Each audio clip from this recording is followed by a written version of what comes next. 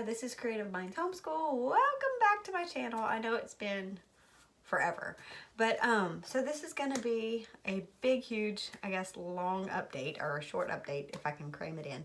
But I just wanted to tell you kind of where we've been and what's been going on, how homeschool's going, life in general is going, that kind of thing.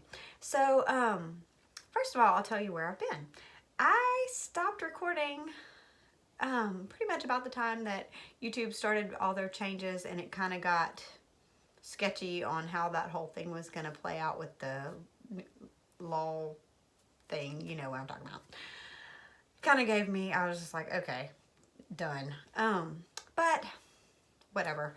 I don't think they're going to be coming after me. For one thing, I don't have a channel that's monetized, so it's not like there's ads on my channel that are being marketed to children. So for right now, I'm not planning to be monetized at all, so whatever. So that was kind of a deterrent, a big deterrent. And then the other factor is just time. When I get out of the habit of making videos, typically I stay out of the habit. And this is probably the longest I've been out of the habit for a good little stretch. So, but I just wanted to kind of tell you what's been going on. So the first thing I'm gonna tell you about is school. And I will start with where we left off. I can't remember exactly where that was because I didn't go back and watch my last video. But if you'll remember, I'll remind you where we left off. Everett was doing dysgraphia therapy at home with the Diane Craft thing.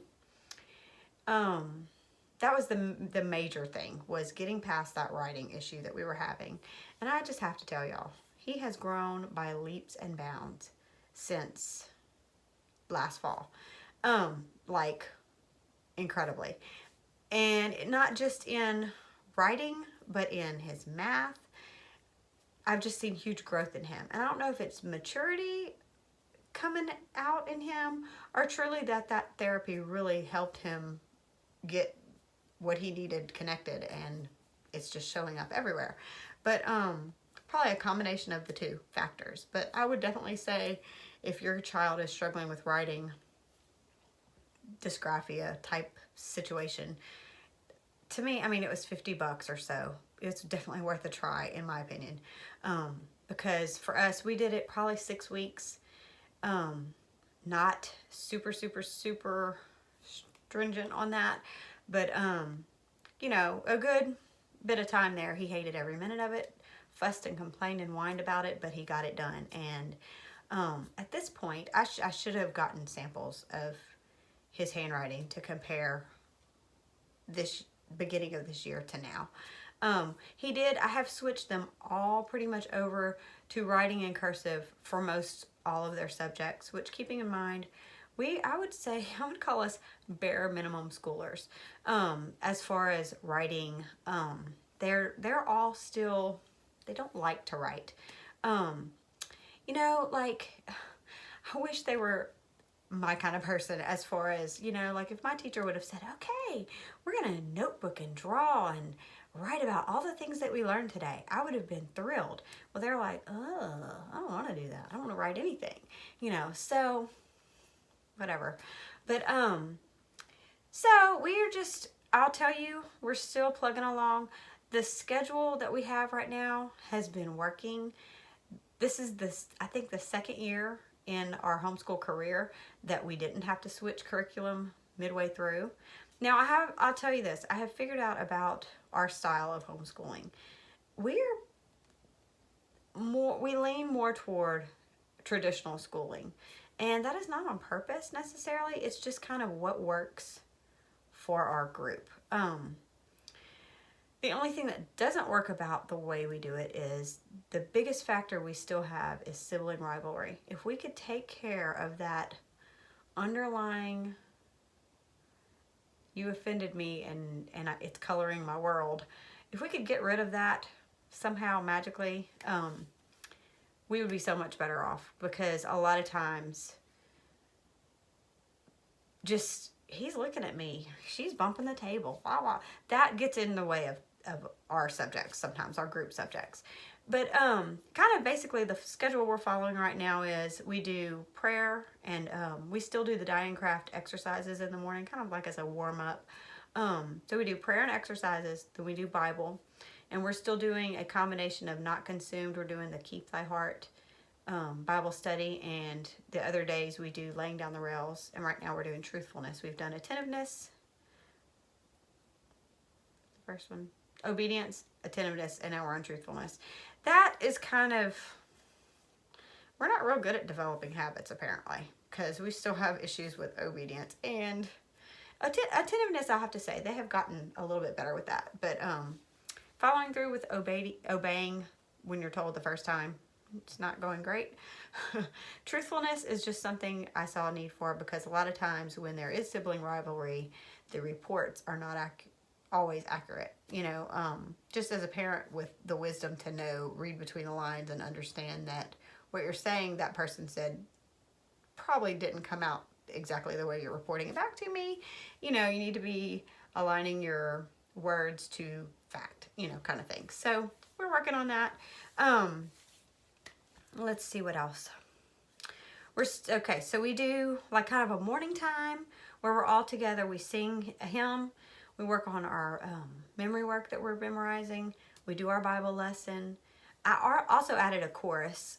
When I was growing up as a kid, we did a combination in church of hymns, choruses, and like kind of praise and worship more as times have gone on. Praise and worship type choruses.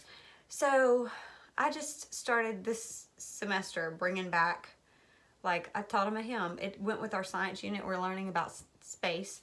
So we started learning the chorus that says, "Ah, Lord God, thou hast made the heavens and the earth by thy great power. Nothing is too difficult for thee." You know, it was fitting and appropriate. So we're doing that song. The hymn we're doing is "There is Power in the Blood." Everett wanted to do that one.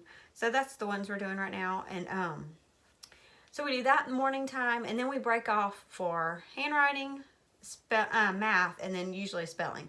Well, lately, my reluctant kiddo has turned into a go-getter kiddo, which, hallelujah, what a wonderful thing. So a lot of times he's doing handwriting and spelling before we can even get to math. And as soon as we're done with Bible, he's like, "Mama, log me into my computer." He has been flying through that teaching textbooks, making good grades on it. So, you know, so another thing, I have a little game changer that I did recently with them, because what was happening is during math time, when they would get to a problem and they got it wrong the first time, so like they need extra instruction on how to do this, or to need help to catch their mistake that they made or whatever, the help me alarm would go off. So I would have 3 people inevitably at the same time, "Mommy, I need help." And before I could even get to this person, "Mommy, I need help. Mommy, I need help." Ah. They were driving me nuts. And I had a toddler in the mix wanting my attention also. So it was just kind of creating a lot of stress, a lot of noise, and just distraction. So I told them, I said, "Look, if you get to a problem and you answer it wrong the first time, do not try to answer it again. Circle it. Wait till you're done with your whole rest of your math lesson, and I will help you through those things." And so a lot of times what I do is I look back and I can see the simple math error they made. I will point it out and say, "Okay, figure out what you did here, fix it. That should be right. Go put it in the computer," that kind of thing. So it ends up being, they get done at different times, just they work at different speeds. So a lot of times I can help one kiddo fix them up. We go through them, bam, bam, bam, bam, knock them out. They go enter it in the computer and we're done. And, you know, and so I've taken that time that they're not needing my help anymore, because I'm like, "No, I don't want to hear from you until you're done with the whole lesson." It's just working so much better. And I've taken that time and I'm working with my toddler. Not that I think toddlers need school, don't get me wrong, but we are in there. A lot of times if she's not entertained and being paid attention to, she's making a mess everywhere. So, on days where I can just tell she's needing a little bit more attention, we've been singing the ABCs, like pointing to the ABCs on the chart. We'll sing them by the letter name, we'll sing them by the letter sound. I might say, "Can you find the M?" You know, just as long as it's fun and she wants to do it. I don't force it on her. It's just she's going to eventually need to learn that. Why not learn it now while we have the time and we're in there? And I also started working with her counting to 20. She can count to 11 or 12 by herself anyway. So I just thought, well, we'll just work our way up to 20. So we count the numbers on the number chart, that kind of thing. I might play her a little quiet YouTube video that's a singing song about the numbers or the letters, every now and then. I'm not real all about little people being on screens, and never is she gonna walk off with it. I'm right there listening with her. It's more joint attention. I might read her a book about the ABCs or whatever subject. She's loved learning about space. I bought several little toddler books. Like one of them is called Nerdy Baby Space, and there's one Hello World Solar System and Hello World Moon Landing. Just several of those we either got from the library or ordered from thrift books or whatever. And she has loved learning the planets of the solar system. We did, it's a printable I found, and it's, there are 8 planets in the solar system. I'm trying to think of the tune that it goes to. I can't think of what tune that is. There are 8 planets in our solar system. Sound familiar? I don't know. But that's a printable. I printed off of someplace. But so she knows all the planets of the solar system. She's learning. And a lot of times I just have centers and stuff, and she'll pull out blocks and play with them and different other things. And so she pretty much, it's a kind of a combination between being read to, being sung to, making messes, and interspersing some learning things in there as she wants to.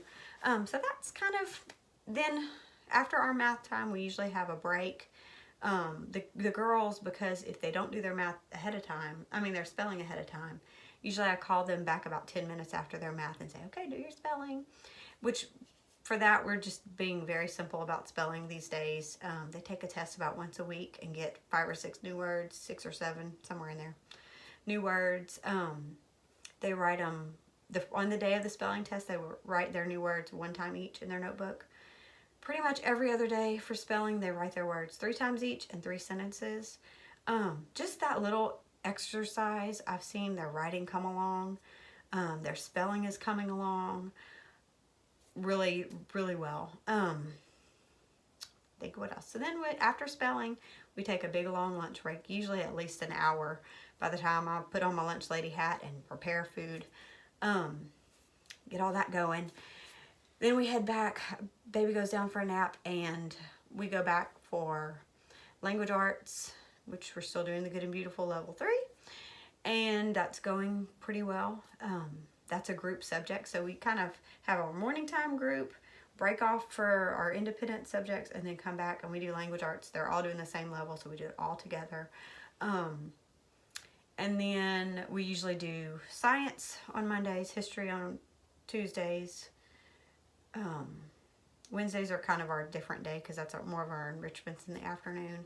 And then Thursdays is kind of our catch-up day where we do, like if we've had a writing assignment, because Good and Beautiful has like a writer's workshop that comes up. That usually takes us a good long time to get through. So we might work on that a little bit. And that's pretty much, well, it's kind of, we use Thursdays as our catch up on our science or history. And then Fridays, a lot of times we're off on Fridays, or we do Fun Friday, which sometimes we get together with friends, do field trips and stuff like that. But lately, I haven't even been doing that, honestly. Lately, I've been questioning the benefit of a Fun Friday at home, because I tend to feel like we just are wasting our day. I don't feel like they're benefiting as much as they could be if we were just doing our regular subjects. But they love the idea of we're learning in a different way than that regular old grind that we do. Even though I don't feel like, for the most part, I feel like I'm not dragging them through school, which is great. But like I said, we're doing the bare minimum because I don't want to feel like I'm dragging them through school. I don't want them to feel that way. So it's kind of like I'm just trying to balance, and that's what I feel like we've come to, a good balance. Now, there are days when I have ones that drag their feet, that just don't want to cooperate, don't want to do. But I have seen that improve over time. So it kind of is what it is. But that's how school's going. I think I'm looking ahead already toward next year. I already have History Year 2 with the Good and the Beautiful, and there are several units I already have purchased or someone gave to me that I have to work on for next year. I'm thinking strongly about doing the maturation unit, just because I feel like it would be, it's information that they're going to need to know here pretty soon. So we might jump into that one at some point. I'm also thinking about adding the safety unit after we finish space, because I feel like that's just a good thing to go over with kids periodically, and we haven't visited those topics for a good little while. So that is school in a nutshell. We're keeping on. The struggle to get subjects done has gotten better. The sibling rivalry, if it could go, man, I wouldn't know how to act. I have to brag on them though. Can I tell you all a little story? Today my little one was not feeling well. So she was in a hold me mood all morning long, all day long really. So I didn't even get out of the rocking chair till like 10:30 is when I made it up to school. But they came down about 10 o'clock and I'm like, Mom, we already did our handwriting and our spelling. I mean, like, they had already started doing their schoolwork on their own. I was so proud of them. I was like, wow, you know, like, hey, like, just, I didn't even tell them to go do their school. They just were like, so when are you going to go to the schoolroom? I'm like, what? How about now, I guess, whatever. Okay, so my last thing to tell you, I guess, is about my weight. I'll give you a me update.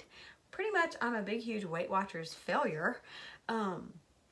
It got to the point where I was paying Weight Watchers to gain weight, which was a big waste of money. And I have ended up almost back to where I was when I started trying to lose weight in the first place. So, that is my fault. I am very well aware that the things that I put into my mouth are what make me gain weight. I still have a huge struggle with the sweet tooth. Big, huge struggle with that. I just will admit it. And so a lot of times when I'm stressed, it's not that I buy ice cream, which is bad, and Bluebell keeps coming out with like new flavor ideas. I wish they'd stop, or I wish I'd have enough self-control not to buy it, because, you know, that's bad. But between the ice cream and pretty much when we don't have anything sweet around, I start baking, or the kids were wanting to do cooking class, which we sometimes do on Thursdays too, is cooking. So we're cooking junk a lot of the time. Everyone wants to make the dessert for whatever. So yeah, that's not good. So it's a work in progress. It's just kind of it's something that, I mean, people, if I mention that I have a weight struggle going on, a lot of times people look at me and go, well, you're skinny, you know, whatever. But I know what I'm putting in my body. I know that health-wise, it's not good. Like, I have a history of high cholesterol. So I know that if I'm putting really heavy sugar and fat in my body, just because I may not look super, super huge, that's not good for your arteries and your inside organs and stuff. I know that. I don't exercise at all. And I have more weight. I'm carrying more weight than what I'm comfortable with. My clothes don't feel good. So for all those reasons, I know I need to work on it. I need to quit stress eating. That is one that I just kind of feel like the Holy Spirit taps me about a good bit lately. It's just like, okay, you know, do you really want to stress eat right now? Or, you know, you could pray, you know. It's true. But a lot of times when we do have struggles in school, I might wake up in the morning thinking, you know, I'm just going to do better today. I'm going to hold myself better. And by lunchtime, I'm like, where are the sweets? Where is the stuff? Like, I'm medicating my stress with food, which is really bad. I know that. So I just need to do better. I had been, if you'll remember, I guess about the time I started the whole Weight Watchers process, I was journaling a lot. That is very therapeutic for me. So maybe I just need to break out the journal and just start journaling my feelings. I grew up, all my emotional struggles growing up, I always wrote letters to God and would just be like, ah! You know, that's always a good idea for me. So that might be another thing. And plus, if you're writing it down, you're putting your energy into that instead of this, and that would probably help me in many ways. But yeah, so weight is a struggle. It just continues, but it's annoying to me because I was 3 pounds from my goal, and I was already buying a size smaller than what I was wearing, which was exciting. My clothes were fitting better, and just something, I don't know what happened. Like, Weight Watchers was great. It was working, and I got within 3 pounds, and I was just like, I gave up, I guess, somehow. I just got tired of being limited all the time with how many calories I could have, or how many points I could have. I got just tired of the struggle.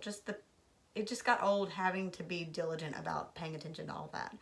And yeah, I gave up, but not permanently. I don't plan to go back on Weight Watchers. I did download a free app, the My Fitness Pal. I think I prefer points to calories because calories is like super depressing to think about. I did like the plan with Weight Watchers that it was points and that certain foods were 0 points, that kind of thing. But anyway, my husband's texting me and the baby needs me, so I'm gonna go. I'm glad you tuned in, and I will see y'all hopefully in a next one. I hope I'll continue getting back on here. If you have any questions, comments, whatever, hit me up in the comments down below, and I'll see you in the next one. Bye.